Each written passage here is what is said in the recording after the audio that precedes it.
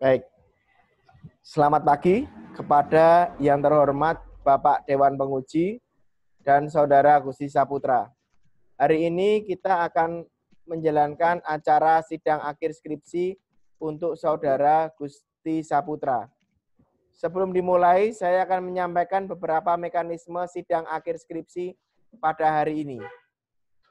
Struktural Dewan Pembimbing dan Penguji pada sidang akhir hari ini, yaitu saya, dosen pembimbing pertama, Sylvester Dian Hani Permana, STMTI, dosen pembimbing kedua, Bapak Budi Arifitama, ST MMSI, Ketua Dewan Penguji sekaligus anggota Dewan Penguji pertama, Bapak Yadara Pulo Mkom, Dewan Penguji kedua, yaitu Bapak Ade Saputra, STM Information Technology, dan Dewan Penguji Eksternal yaitu Bapak Wahyu Caesarenda PSD. Ujian akan dilaksanakan dalam kurun waktu 60 menit atau secukupnya, di mana presentasi dan video aplikasi yang merupakan hasil dari penelitian sudah dilihat di dalam link yang tersampaikan di dalam invitation email. Sebelum dimulai, silakan Saudara Gusti Saputra untuk berdoa menurut agama dan kepercayaan masing-masing untuk berlangsungnya acara ini. Silakan, Mas.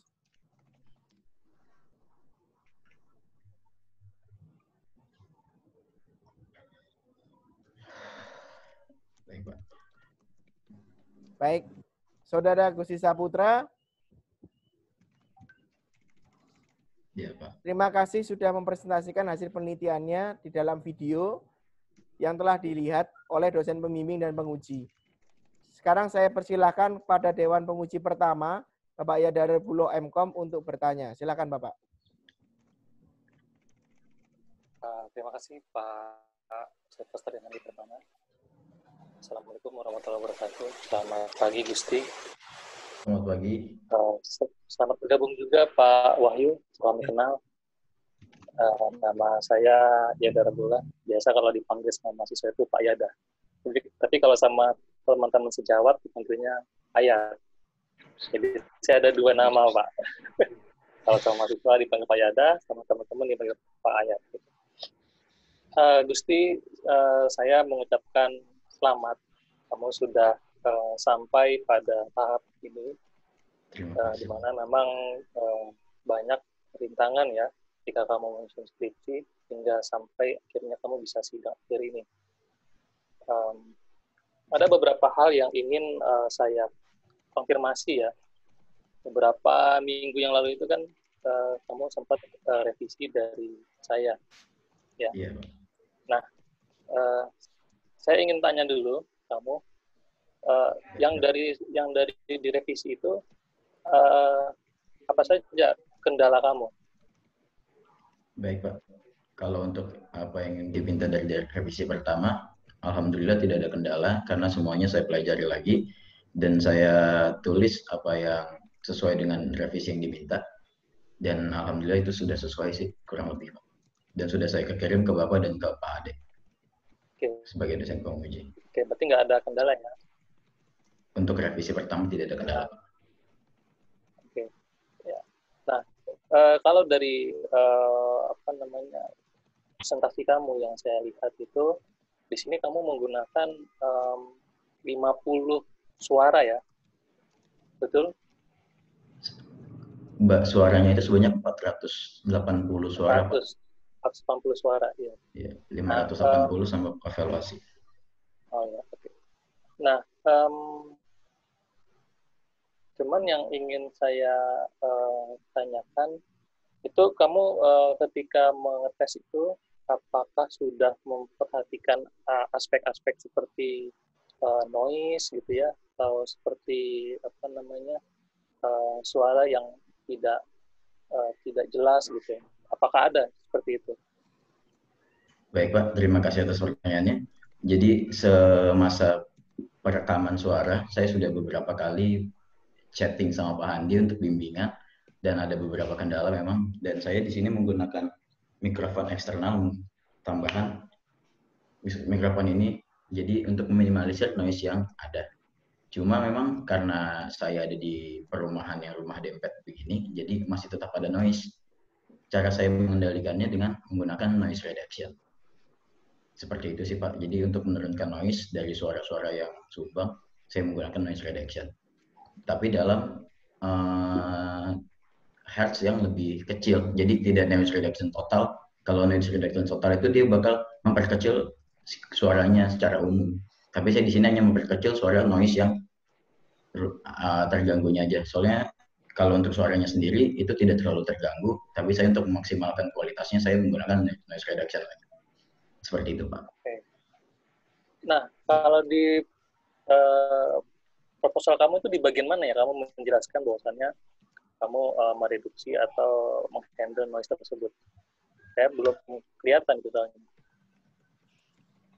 Kalau tidak salah, di situ saya menjelaskan menggunakan Isotope dan Audacity. Aplikasinya itu Audacity dan Isotope. Di halaman berapa ya? Sebentar. Sepertinya dalam bahasan posisinya penjelasan mikrofon. Halaman? Oh ya Pak. Maaf Pak, untuk penjelasannya di sini saya hanya menerangkan penjelasan penambahan mikrofon eksternal sih Pak. Di halaman berapa? 33 dan 34. Nah, kalau saya dari tadi baca-baca kok nggak ketemu gitu ya. 33, 34. Oke. Ya Pak. Di bagian pengumpulan data ya? Iya, di situ saya hanya menjelaskan penggunaan mikrofon eksternal aja sih. Oke. Tidak menjelaskan menggunakan aplikasi noise reduction. Nah, itu yang jadi saya agak sedikit miss ya ketika di presentasi kamu itu tidak ada keterangan mengenai noise itu ya. Karena itu bagi saya itu penting sekali karena nanti hasilnya hasilnya seharusnya kita bisa mengukur juga tingkat noise-nya seperti apa gitu ya. Kemudian akan berpengaruh juga kepada akurasinya begitu. Baik Pak. Oke. Itu yang pertama ya, Gusti, yang perlu kamu nanti perjelas lagi. Kemudian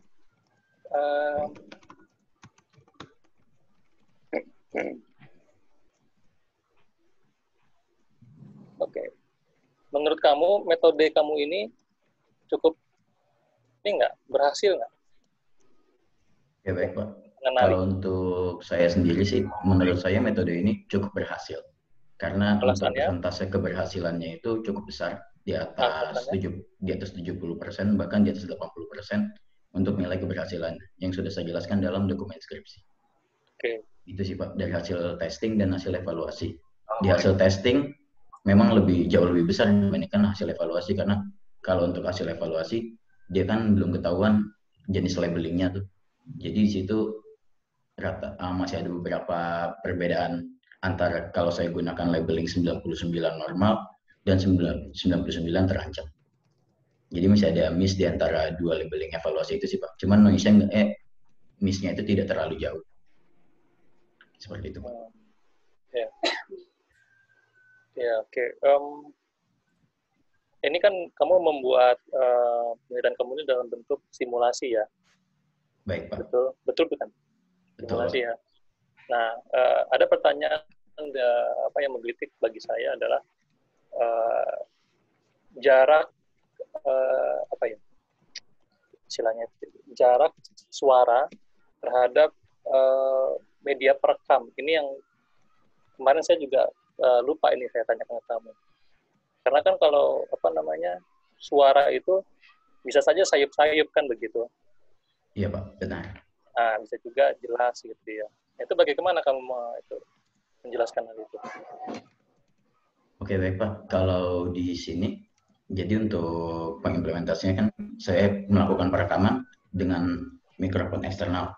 Jadi untuk jarak antara burung dan mikrofon itu cukup dekat gitu kan. Cuman kalau untuk perekam suara dari Xeno-Canto itu benar-benar random Pak. Jadi kalau saya itu pilih kualitas yang terbaik kan, kualitas A. Itu tanpa saya tahu jarak dari perekamannya, karena kan dia benar-benar merekam dari hutan atau dari marga satwa, entah dari taman safari kayak gitu atau gimana. Cuman memang itu lebih banyak noise. Cuman ketika dilakukan noise reduction, hasil kualitasnya juga tidak jauh berbeda sih Pak.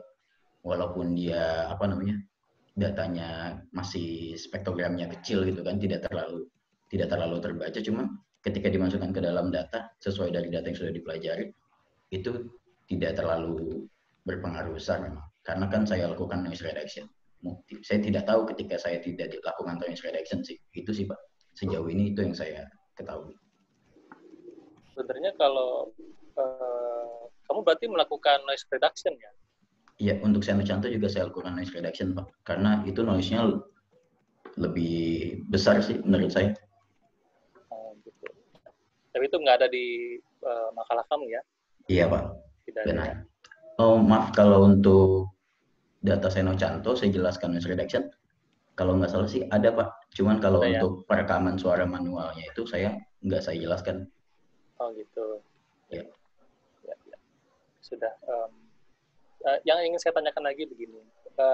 Yang kamu testing itu kan perekaman manualnya terhadap rekaman yang sudah ada atau kebalikannya? Jadi yang saya lakukan testing pertama itu kan training menggunakan seluruh data yang saya kumpulkan sendiri manual. Lalu ketika saya sudah melakukan training dan testing dengan data yang manual, saya lakukan evaluasi testing dengan data yang dari Seno Canto seperti itu. Ya, existing ya. Iya. Oke. Itu ada perbedaan nggak ketika kamu menggunakan yang manual dengan yang existing itu? Ada sih Pak. Perbedaannya itu ada beberapa miss, cuman memang tidak terlalu jauh perbedaan missnya. Seperti yang saya jelaskan tadi. Karena saya belum sekitar, kalau miss-nya itu sekitar 4-10% untuk miss-nya. 4-10% karena itu kan hanya beberapa data suara yang saya potong, itu ada beberapa miss. Tapi kalau dari miss-nya itu tidak berpengaruh ke hasil akhirnya, tidak berpengaruh besar pada hasil akhirnya. Karena kan saya lakukan 2 kali evaluasi kalau untuk menggunakan data Seno Canto kan. Evaluasi yang pertama 99 datanya saya ubah menjadi normal labelingnya dan 1 terancam, dan evaluasi yang kedua sebaliknya saya lakukan import lagi, dan itu ada beberapa miss memang Pak, karena kan di situ ada beberapa yang nilainya itu hampir sama. Kadang sistem itu membacanya itu dia berdasarkan data awal labeling pertama misalnya normal nih, dan sedangkan misalnya hasilnya itu sejajar 0,5 dan 0,5, maka dia akan memilih lebih condong ke labeling yang pertama. Kalau yang saya pelajari sih seperti itu Pak, dari beberapa kali saya melakukannya. Seperti itu sih Pak. Mungkin ya, itu termasuk salah satu kekurangannya. Bisa saya jelaskan seperti itu Pak. Jadi dia hanya sistem itu membaca dari nilai dasar awalnya. Oke. Jauh ini. Nah, kekurangan itu kamu masukkan ke ini nggak, saran untuk penelitian berikutnya nggak? Iya, itu belum Pak. Benar. Enggak, ya? Itu belum. Belum ya. Ya. Jadi saya coba lihat juga catatan revisi, terus juga saya lihat presentasi kamu, dan di kesimpulan dan saran ini ada yang tidak belum dituliskan mungkin ya. Nah, terus saya juga agak sedikit terganggu dengan di bagian kesimpulan itu nomor 3 itu rata-rata akurasinya itu mungkin bisa dipersingkat aja angkanya, 3 angka di belakang koma, mungkin ya itu terlalu banyak. Berapa angka tuh dong? Angka ya. Iya, Pak. Atau bisa kamu jadikan presentasi aja gitu, berapa persen akurasi. Ya. Oke, baik Pak. Ya. Baik, terima kasih atas masukannya Pak. Ya. Nah,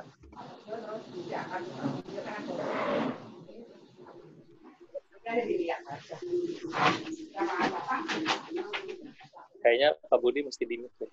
Ya udah saya mute. Terima kasih. Oke, saya mau tanya lagi ke Gusti. Di saran kamu yang nomor 2, itu maksudnya seperti apa ya? Penelitian ini bertumpu pada suara kicauan burung untuk mendeteksi tanda-tanda kebakaran hutan. Peneliti berharap adanya pengambilan gambar ketika hasil dari klasifikasi suara burung menandakan adanya kebakaran hutan. Kenapa ya? Kenapa kamu sarankan adanya pengambilan gambar? Jadi begini Pak, kalau dari beberapa penelitian yang sudah saya baca, jadi antara penelitian menggunakan suara dan menggunakan gambar itu rata-rata mereka terpisah Pak. Jadi untuk penelitian data burung menggunakan gambar rata-rata hanya diletakkan di area pantai atau di area Australia itu rata-rata untuk memantau burung camar. Jadi ada beberapa burung camar dan lain-lain sebagainya. Cuman di situ tidak menggunakan suara gitu kan, karena di situ menurut mereka gambar itu lebih baik ketika mereka itu perlunya data real berbentuk gambar. Lalu untuk menggunakan yang saya maksud di dalam saran ini akan lebih baik ketika sensor sudah membaca adanya suara terancam dari burung, akan lebih baik jika dari sensor yang nomor 3 nih, dari alat yang nomor 3 membaca dari adanya tanda terancam, maka dia akan mengambil gambar secara 360 derajat. Mungkin itu akan lebih melihat kayak si petugasnya itu, oh ya nih ada tanda-tanda kebakaran. Seperti itu sih Pak. Kalau itu menurut pandangan saya. Jadi saya letakkan dalam saran. Akan lebih baiknya dipadukan antara metode menggunakan gambar tanpa harus melakukan klasifikasi, tapi tinggal melakukan penyataan datanya itu, penggambaran data dari tempat terjadinya suara terancam itu. Tapi suaranya ini untuk melakukan klasifikasinya. Seperti itu sih Pak. Enggak, kan ini agak sedikit membingungkan ya. Karena kan fokus topik penelitian kamu ini kan lebih kepada pada suara gitu ya. Lalu tiba-tiba kamu bicara tentang gambar gitu. Jadi sarannya nggak sesuai dengan apa yang kamu sedang teliti gitu. Kalau ini menurut Pak Yada maksudnya ke review. Jadi ada beberapa penelitian ya tentang penelitian untuk peringatan dini kebakaran hutan, ada yang menggunakan klasifikasi suara, ada yang menggunakan klasifikasi gambar. Nah, nanti di review mana yang lebih lebih tepat atau lebih presisi hasilnya gitu. Nah, baik Pak. Sedangkan saran itu mestinya lahir dari apa yang kamu lakukan gitu ya. Temuan-temuan dari yang kamu lakukan, kemudian ada kelemahan, ada kekurangan, nah itu dijadikan saran untuk diimprove ke penelitian berikutnya gitu.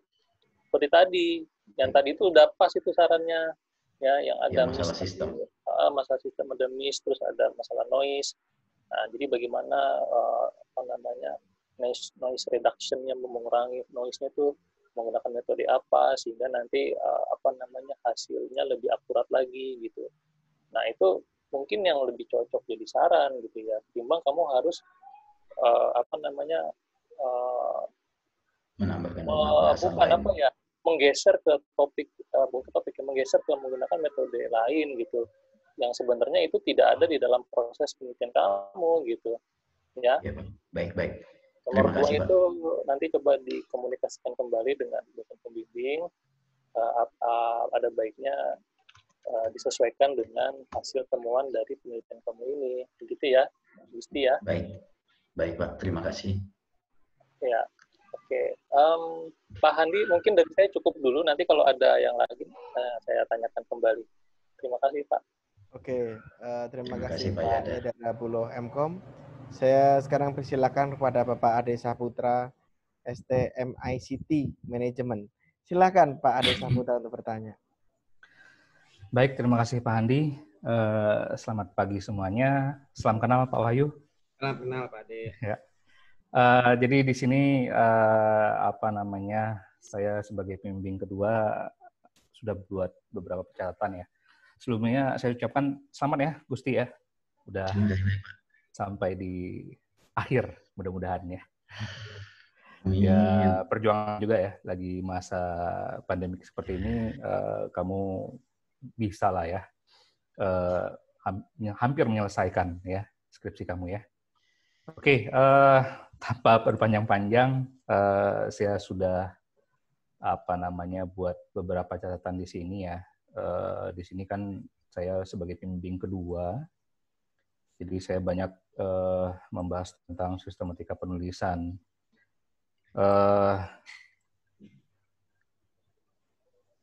Ya hampir di seluruh, ya hampir semua mahasiswa ya, hampir mirip permasalahannya, tanpa mungkin ya tanpa ada cross check ya di akhir ya, setelah selesai kamu membuat skripsi kemudian langsung dikirim saja tanpa baca ulang lagi. Oke, catatan yang pertama di kata pengantar ya, itu ada beberapa typo sebenarnya ya, itu nanti saya akan kirimkan langsung ke kamu nanti ya setelah sidang ini. Itu mohon dilihat kembali. Kemudian untuk ya penomoran ya, baik di daftar gambar, daftar tabel, saya ambil sampel padahal ternyata masih banyak yang salah dalam pemberian penomorannya ya. Jadi ya di awal-awal mungkin sudah tepat, tapi di penomoran berikutnya banyak yang miss. Kemudian bentar.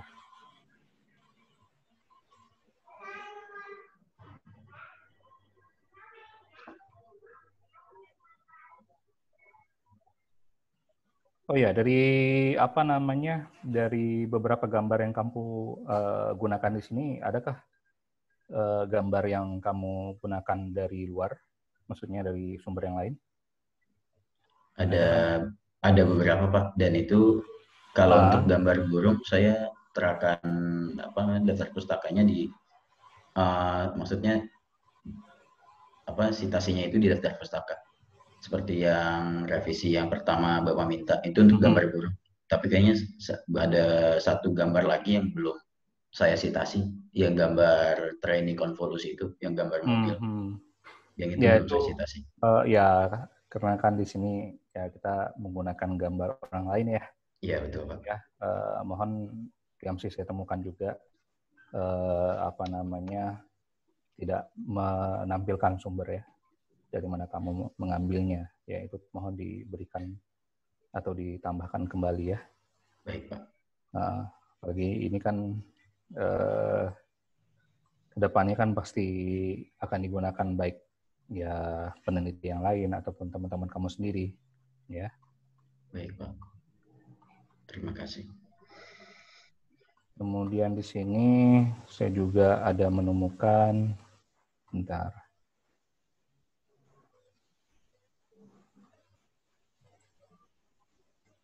Oh iya, di sini yang sering ya, hampir seluruh mahasiswa ya. Jadi pada saat menjelaskan, baik itu gambar, tabel, ya, itu sering banget miss. Jadi di paragraf tersebut, misalkan di halaman, saya ambil sampel lah ya, di halaman 48, ternyata di situ kan di paragrafnya dia ada mention tabel 4.2 gitu. Oh ya, di bawahnya. Sedangkan itu saya tanyakan apakah memang tabel tersebut ini maksudkan ya, atau itu tabel yang lain. Karena ada revisi, ada tambahan tabel, mungkin saya nggak meng-cross check-nya kembali Pak. Begitu sih. Ya, jadi ini ya diusahakan di paragraf yang mention gambar tersebut ataupun tabel tersebut ya, itu ditempatkan di halaman yang sama, maksudnya ya, halaman sama dengan paragraf yang memunculkan tersebut. Oke, Jangan beda halaman. Jadi menyusahkan orang untuk mencari. Bahkan tadi saya sempat ada beberapa yang saya cari, yang saya baca, ternyata ini gambarnya yang mana. Oh iya. Masuk contohnya untuk halaman 51 ya. Di situ kamu cuma menulis pada kedua gambar kurva. Oke, yang 412 ada. Tapi yang mana satu lagi? Ya, kalau misalkan kamu ternyata pas waktu cetaknya nanti ada hilang satu lembar halaman, itu kacau kan? Iya. Usahakan ditempatkan di satu halaman yang memudahkan ya, baik pembimbing ataupun penguji ya, baik nanti yang membaca skripsi kamu itu untuk memudahkan mencari gambarnya atau informasinya, ya. Baik Pak Ade, terima kasih banyak. Kemudian apa lagi ya? Oh iya, ya spacing itu juga jadi permasalahan, entah kamu apa namanya mencoba mengirit kertas atau ada ya atau terburu-buru atau bagaimana ya. Ini di sini ada berapa yang apa namanya menampilkan tabel itu sama paragraf itu nempel banget ya. Misalkan diberikan jarak ya atau spacing-nya ya. Itu bisa kamu lihat di halaman 61. Oh iya. Iya ini. Ya, halaman terakhir. Baik, 61 ada beberapa juga di halaman ya di ini ya di bab 4 ya. Itu ada beberapa yang saya temukan. Itu mohon diperbaiki lagi. Typo ada beberapa banyak, nanti saya akan berikan detailnya ya.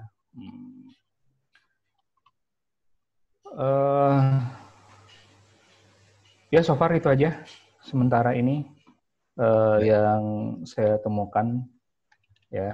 Saya berusaha untuk teliti ya satu-satu. Mudah-mudahan nggak ada yang miss, tapi nanti saya coba lihat lagi dari awal sampai akhir ya. Nanti akan saya sampaikan ke Pak Handi juga sebagai pembimbing pertama kamu dan kamu sendiri ya. Mungkin dari saya itu saja Pak Handi ya. Oke. Terima kasih. Ya, terima kasih Bapak Ade Saputra, STM ICT Management. Sekarang saya mempersilakan Bapak Wahyu Cesarendra, PSD, untuk bertanya dan sebagai dosen penguji eksternal. Silakan Bapak. Terima kasih Mas Handi. Assalamualaikum, selamat pagi semuanya. Selamat Ade dan Pak Budi ya. Terima kasih. Sebenarnya saya tidak perlu Mas tanya, jadi saya malah malu kalau suruh tanya ini. Ingin tahu aja belajar dari Mas Gusti ini. Sebelumnya saya ingin menyampaikan ke Bapak semua nih, Mas Gusti kayaknya bagus Pak ini hasilnya. Kita juga ingin mempublikasikan hasil ini ke jurnal internasional insya Allah. Nanti sedang kita usahakan. Kita udah mulai membuat draftnya dari Mas Gusti bantu saya. Bahasa Inggris saya pun bagus. Saya kemarin cek di Turnitin, Mas Gusti bisa sampai 5. Jadi saya yakin banget nih semuanya ini adalah pure buatan Mas Gusti nih. Karena saya cek di plagiarism hanya 5%, jadi bagus sekali. Saya banget bangga dengan Mas Gusti. Mudah-mudahan bisa lanjut S2 potensial untuk master student. Baik, terima kasih atas kesempatannya. Saya coba bikin aja langsung aja nih. Saya pikir ada sesi presentasi, jadi saya tidak sempat membaca dan mendengarkan videonya Mas Gusti saya kira sesi ini pertama kali mungkin presentasi dari Mas Gusti. Kemudian ada sesi tanya jawab, ternyata tidak ada. Jadi saya langsung belajar pada saat Bapak bertanya, saya coba langsung belajar. Jadi saya punya ada 10 poin. Yang pertama tadi masih menyambung dengan Pak Yada. Ini bagus sekali Pak Yada yang pertanyaannya. Karena kalau kita diskusi atau riset tentang sinyal itu ada namanya pre-processing Mas Gusti. Jadi misalnya kita ini sudah melakukannya di halaman 55. Mungkin bisa dibuka juga halaman 55. Itu sudah melakukan yang namanya metode noise-nya. Apa metode yang Mas Gusti pakai di sini? Apakah averaging, apakah ya banyak ya enveloping. Saya mau tanya dulu nih halaman 55 kalau bisa Mas Gusti bisa lihat. Ini baik Pak. Metode noise reduction-nya pakai metode apa? Kalau saya sendiri sih, noise reduction itu saya hanya menggunakan software aplikasi. Jadi saya gunakan standarisasi noise reduction yang diperlukan dan langsung saya review sendiri. Menurut saya itu sudah cukup. Saya lakukan noise reduction seperti standarisasi yang saya baca di internet aja, Pak. Jadi saya tidak menggunakan metode itu sih. Iya, Mas. Ya kalau bisa kita pakai apps gitu kan juga ada namanya. Misalkan apps yang itu menggunakan metode apa gitu. Jadi apps itu pasti ada suatu mathematical modeling atau nama. Jadi hanya apps saja kan. Jadi misalkan apps itu menggunakan averaging gitu. Jadi kita merata-ratakan titik 5. Averaging. Kalau bisa Mas itu tahu bagus, karena kita juga akan ditanya di review di jurnal. Jika kita bilang noise reduction, nanti kan tanya ini author sini pakai apa metodenya gitu ya. Karena noise reduction itu juga penting. Nah, baik, Pak. Nanti tolong dicari tahu aja dan mungkin disampaikan di laporan tugas akhirnya. Baik, Ini Pak. apa yang dipakai di noise reduction ini, karena kita butuh mengetahui ini, informasi tersebut. Bisa ya Mas Gusti? Siap, baik Pak. Nanti Ya, akan saya. Ini masih berhubungan dengan halaman 55. Biasanya kalau kita ingin membedakan atau yang menampilkan dua sinyal hasil before dan after noise reduction itu harus sama ininya, timeline-nya dengan datanya sama. Ini kok tidak melihat sama data ya, antara gambar 413 dengan 414 kayaknya beda sinyal. Sebaiknya Mas Gusti itu menampilkan sinyalnya sama, timeline-nya itu harus sama. Nama sinyalnya apa, berapa sampel yang diambil, berapa itu before yang sama ya. Sama. Jadi ini sepertinya baik. Berbeda. Jadi saya tidak bisa bilang kalau ini bagus, karena bisa saja Mas Gusti nomor 414 adalah dari sinyal yang lain yang sudah sedikit noise itu kecil, tapi yang 413 mungkin noise besar. Harusnya gambar 413 tetap dipakai, bagus, digunakan noise reduction metode itu, hasilnya ditampilkan di gambar 414. Nah itu baru bagus. Nanti akan kelihatan seberapa dia berkurang noise-nya gitu ya. Perubahan dari. Nah, ini kalau saya lihat ini kayaknya data yang berbeda. Mungkin Mas Gusti, karena strukturnya beda saya lihat. Peak-peaknya, posisi peaknya udah lain banget ini. Saya tidak bisa. Contohnya ini paling depan deh. Yang paling depan itu hilang. Nggak mungkin. Dengan pakai noise reduction itu peaknya itu hilang sama sekali. Jadi 0 itu nggak mungkin. Kalau kita lihat dari awal paling depan aja, paling sebelah kiri itu, yang itu kan tinggi. Oh iya. Itu nggak mungkin. Berarti ini mungkin sinyalnya beda ini. Bukan sinyal yang sama. Nah, gitu ya. Jadi harusnya sinyalnya sama supaya kita bisa menunjukkan oh iya metode noise reduction kita bagus karena sudah bisa membuat sinyal metodenya besar, itunya noise-nya jadi kecil gitu ya. Oke, itu yang mungkin bisa diperbaiki ya. Ini bagus sih mungkin karena butuh pembuktian. Kemudian yang kedua, yang ketiga adalah apakah metode pengambilan suara burung satu-satu? Saya ingin tanya, apakah Mas Gusti pengambilannya satu persatu burung atau sekaligus? Itu dulu. Kalau untuk pengambilan suara burung pasti satu-satu Pak. Jadi untuk burungnya itu saya taruh kamar dulu sebentar. Karena kan kalau burung ini kalau saya ada di tempat dia nggak bakal ngeluarin suara gitu, dia malah kelabakan gitu kan. Kayak misalnya contoh dari saya beli pertama aja gitu kan, dia harus butuh waktu 1 minggu buat dia resting dulu nih. Kalau dia nggak resting dulu, dia nggak bakal bersuara sama sekali. Jadi HP itu saya tinggalin dengan mikrofon eksternal itu. Maka saya tunggu sampai sekitar 2 jam atau 3 jam. Ketika saya dengar dari lantai bawah, oh udah mulai bersuara nih, saya tunggu sebentar. Kalau saya pikir udah cukup, saya baru ke atas, saya ambil hasil rekamannya. Lalu besoknya lagi baru saya lakuin ke burung yang lain. Karena kan kalau di rumah saya itu kan ada suara-suara dari masjid, jadi satu hari satu suara. Iya. Seperti itu sih Pak. Oke Mas, dia bagus, satu persatu bagus. Cuma saya ingin tanya aja, kalau pernah nggak kita coba gabungkan? Karena kan di real ya kan itu kan kalau di hutan itu kan burungnya campur ya. Pernah. Ya. Pernah burung saya A, coba. Burung C, burung D digabung sinyalnya, kemudian antara normal sendiri, terancam sendiri, pernah nggak? Seperti itu hanya pengen tahu aja saya. Pernah saya coba gabung. Cuman itu mereka nggak bareng-bareng ngeluarin suara gitu Pak. Kayak contoh, kalau pagi itu hanya perenjak dan terucuk. Sedangkan kalau menjelang siang dan sore itu si cipo sama terucuk dan pleci. Jadi nggak bisa barengan karena si perenjak ini kan burung sawah pagi. Maksud saya sinyal yang udah dapat satu persatu, sinyal perenjak, cipok itu udah dapat. Udah dapat. Digabungkan dengan metode simulasi. Ada. Oh belum Pak. Belum. Kalau itu belum. Diplaskan aja, tinggal diplas. Jadi plus sinyal A plus sinyal B itu kan jadi satu. Oh, jadi di play bareng gitu aja. Kalau di Python atau di MATLAB tinggal ditambahkan aja. Jadi namanya superposisi. Superposisi. Sinyal B di superposisi. Saya pengen tahu aja kalau kita kira-kira 5 burung suara jadi satu, kita tadi yang satu persatu diambil bagus itu, kemudian digabungkan. Ini satu label namanya normal, sama dengan lagi burung A, B, C, tapi ya sinyal terancam digabungkan. Nah, ini kalau dimasukkan CNN, seperti apa hasilnya. Ini mungkin menarik juga karena itu bisa meyakinkan nanti reviewer di jurnal internasional Q1 atau Q2 kalau judulnya ini sangat menarik karena mungkin juga belum banyak karena burung kan suaranya juga unik gitu kan. Jadi bagus. Ya mungkin feature work aja ya. Jadi coba saya pelajari lagi. Feature works gitu. Oke, nggak apa-apa. Kemudian saya tadi udah konten, sekarang coba ke penulisan. Ini yang flow gambar 3.8 Mas. Flowchart gambar 3.8 itu tadi saya lihat ada apa ya?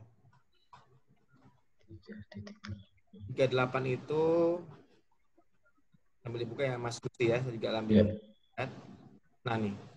Nah, ini mungkin Mas Gusti juga perlu mempelajari bentuk-bentuk apa namanya flowchart. Kalau data itu atau keputusan itu bukan trapesium ini. Jadi ada bentuknya. Jadi keputusan itu adalah seperti apa nih? Ini data ini kan? Iya, data. Jadi kalau keputusan di sini judul keputusan berarti bukan keputusan bukan seperti itu harusnya seperti ini kalau keputusan yang gambarnya kayak ketupat gitu ya. Nah, itu bentuk-bentuk itu harus dipelajari. Data seperti apa nanti supaya nanti yang baca juga kalau yang paham di sini memang yang saya maksud itu kan untuk yang saya maksud memang di situ keputusan klasifikasi itu memang hasil dari pilihan klasifikasinya sih gitu hasil sih. Dari sistem hasil dari DSN keluaran ya? Iya betul, data ya, iya data. Bukan decision bukan decision ya. Oke. Iya. Jadi ya mungkin kata-katanya aja perlu diperjelas, bukan keputusan ya berarti apa? Hasil klasifikasi mungkin ya. Oh ya, baik Pak. Ya supaya tidak bagus ya. Kemudian gambar 3.4. Gambar 3.4. Nah, ini kan namanya adalah CNN Architecture. Nah, ini kalau menyarankan ini mungkin Mas Gusti ngambil dari artikel lainnya atau gimana? Ini kok tidak Iya, itu belum yang tadi saya bilang ke Pak Adi juga itu belum saya lakukan citasi. Itu dari paper yang saya. Jadi kalau ngambil dari sumbernya harus ditampilkan dapat izin copyright. Kalau copyright izinnya, permissionnya. Kalau saya mendingan kita modifikasi aja karena kan judulnya Mas Gusti adalah tentang burung, bukan tentang kereta, bukan tentang mobil nih. Jadi kita modifikasi, kita bikin ulang supaya tidak terkena kasus copyright agreement. Jadi kita gambar ulang aja, dapat sinyal atau gambar burung. Nah, terakhir kita ganti gitu aja mungkin untuk supaya lebih aman itu ya. Baik, Pak. Oke, kemudian yang nomor 7, parameter CNN saya tidak melihat di laporannya Mas Gusti. Jadi parameter CNN seperti convolutionalnya, poolingnya apa, fully connected-nya apa, receptive field-nya apa, jadi nggak terlihat. Jadi mungkin bisa ditambahkan parameter dari di tabel, dalam tabel gitu ya. Parameter dari CNN-nya apa. Saya tidak melihat di sini nih. Ya kan? Pasti ada nih pasti Mas Gusti bermain di parameter supaya hasilnya bagus kan? Oke. Parameter CNN perlu ditampilkan di tabel, dimasukkan di laporan, kemudian ini terakhir nih yang saya catat adalah spektrogram. Baik. Kalau masuk spektrogram mungkin kita bisa langsung aja lanjutkan ke FFT. Jadi di sini saya belum bisa mendapatkan informasi berapa frekuensi dari burung A, burung C, burung D. Saya nggak bisa dapat. Jadi kalau Mas Gusti mau punya waktu sedikit lagi, saya menyarankan ditambahkan FFT aja sekalian.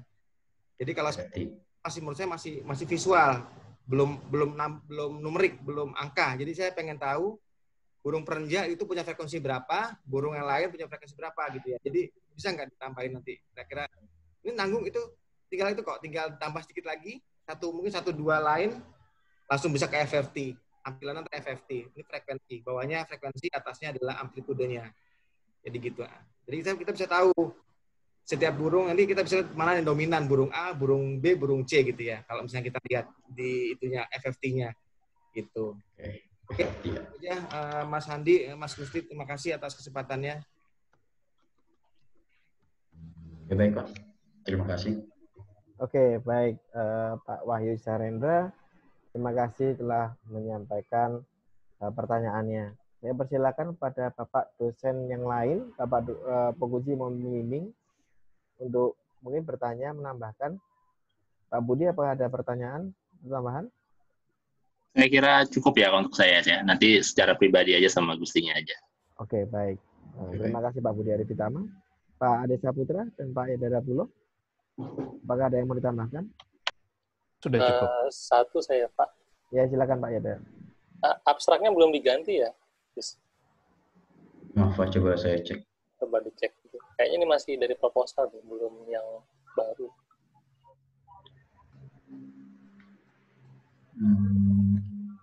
Coba sebentar. Saya buka yang satunya. Oke, maaf Pak. Sebentar Pak. Deskripsi revisi.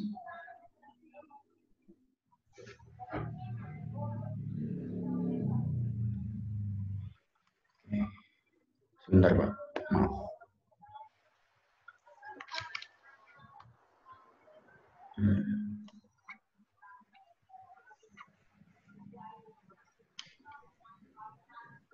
Oh, iya Pak, benar. Di sini yang abstrak revisinya masih ada di file yang lama ya.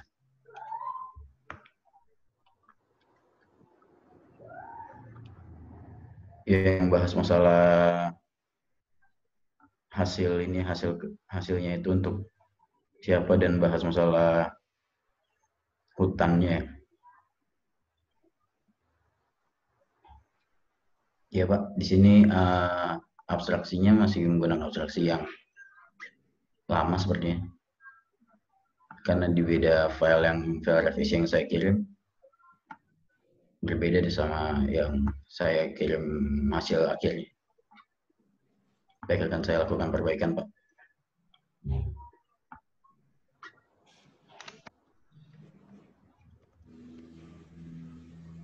Ya, cukup Pak Andi. Oke, cukup ya. Baik, sudah cukup. Ada yang mau ditanyakan lagi? Tidak ada. Oke, baik. Saudara Gusti Saputra, Baik Pak. Setelah selesai sesi tanya jawab ini, silahkan Saudara Gusti Saputra akan dipindahkan ke waiting room terlebih dahulu. Kami, Dewan Penguji dan dosen pembimbing, akan rapat singkat untuk memutuskan apakah Anda lulus atau tidak lulus beserta nilainya. Silakan standby di sana. Sewaktu-waktu akan kami panggil kembali ke dalam ruangan sidang online ini. Terima kasih. Baik.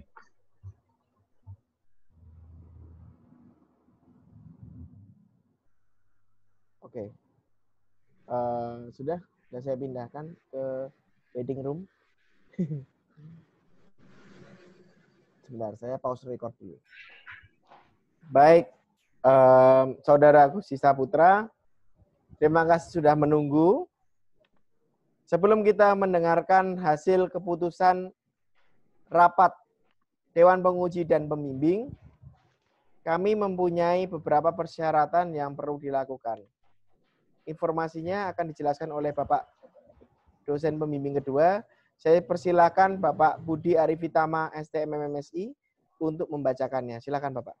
Oke, baik. Terima kasih Pak Handi. Oke, selamat siang Gusti. Siang Budi. Baik, sudah siap untuk mendengarkan beberapa syarat yang saya akan ajukan ke Anda? Siap. Baik. Sebelum dibacakan keputusan oleh pembimbing utama, akan dibacakan pernyataan yang harus dijawab oleh Saudara Gusti dengan menjawab bersedia atau tidak bersedia. Yang pertama adalah, apakah Saudara Gusti Saputra, jika dinyatakan lulus, sanggup menyelesaikan segala urusan pasca sidang seperti revisi dari penguji dan seluruh administrasi kepengurusan kampus? Siap, bersedia, Pak. Baik. Yang kedua adalah, apakah Saudara Gusti Saputra, jika dinyatakan lulus, sanggup menyelesaikan kewajibannya, yaitu mempublikasikan artikel ilmiah di jurnal internasional atau konferensi internasional? Siap, bersedia, Pak. Baik. Yang ketiga adalah, apakah Saudara Gusti Saputra, jika dinyatakan lulus, bersedia mengikuti rangkaian kegiatan yudisium hingga wisuda? Bersedia, Pak. Baik, terima kasih atas jawaban Saudara Gusti Saputra. Kini waktunya mendengarkan keputusan hasil sidang yang akan dibacakan oleh pembimbing utama. Saya persilahkan kepada Pak Handi. Oke, terima kasih Pak Budi Arifitama. Sebelum membacakan keputusan sidang, gimana perasaannya Mas Gusti tentang sidang hari ini? Lega, Pak.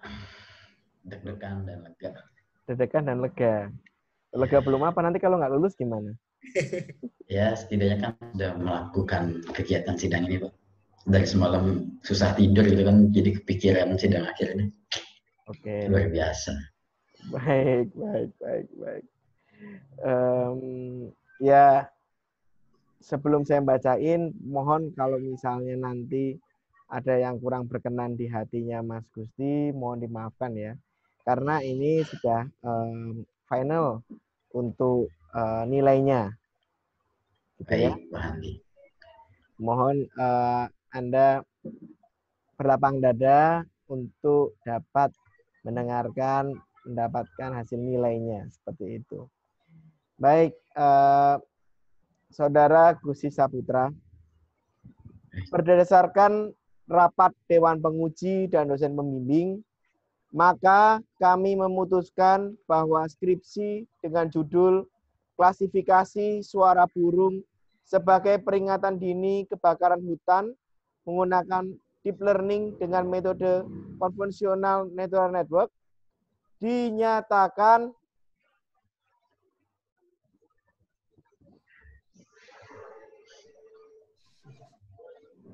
lulus dengan revisi dengan hasil 92,75 atau nilai mutu A.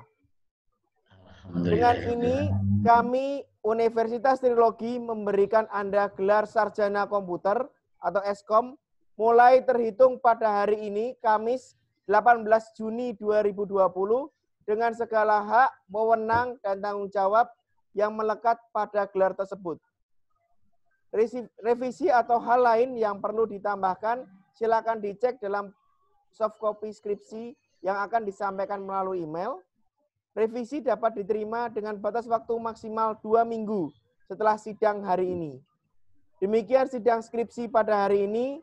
Terima kasih kepada dosen pembimbing kedua Pak Budi Arifitama, dosen penguji pertama Pak Yadara Pulo, dosen penguji kedua Bapak Adi Saputra, dan dosen penguji eksternal Bapak Wahyu Caesarenda PSD dan Saudara Gusti Saputra. Demikian sidang pada hari ini. Selamat siang semuanya. Siap. Selamat